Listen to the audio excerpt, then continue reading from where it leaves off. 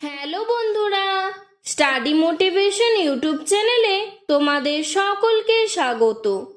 আজকের আলোচনার বিষয় হলো বাংলা রচনা ঘোড়া। ভূমিকা: ঘোড়া গৃহপালিত চতুষ্পদ প্রাণী।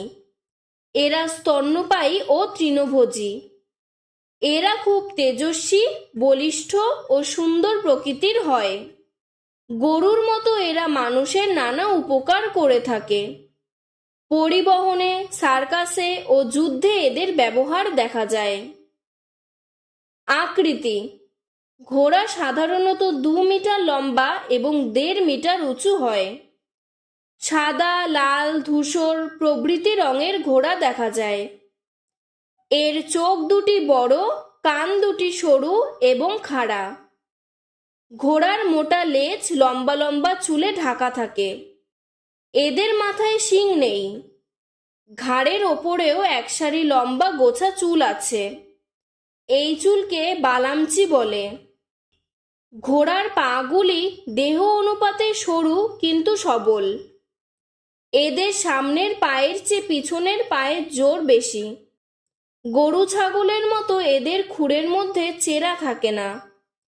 ঘোড়ার খুর জোড়া হওয়ায় সে খুব জোরে ছুটতে পারে। প্রাপ্তিস্থান: পৃথিবীর সব দেশেই ঘোড়া দেখতে পাওয়া যায়, কিন্তু আরব ও অস্ট্রেলিয়ার ঘোড়া সুন্দর ও বলিষ্ঠ। খাদ্য: ঘাস, ছোলা, যব, গম ইত্যাদি ঘোড়ার প্রধান খাদ্য। স্বভাব: ঘোড়া খুব জোরে ছুটতে পারে। গৃহপালিত জন্তুদের মধ্যে কুকুরের পরেই ঘোড়ার প্রভুভক্তি বেশি। এরা প্রভুর জন্য প্রাণ পর্যন্ত বিসর্জন দিতে পারে। রানা প্রতাপের ঘোড়া চৈতকের কথা আমরা শুনেছি।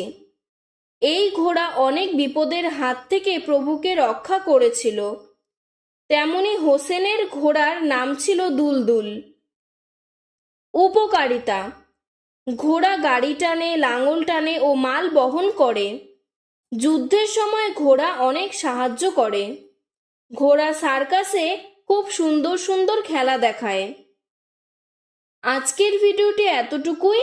তোমাদের যদি আরও কোনো রচনার ভিডিও দরকার হয় আমাকে কমেন্ট বক্সে জানাবে। আমি তোমাদের সাহায্য করার চেষ্টা করব। ধন্যবাদ।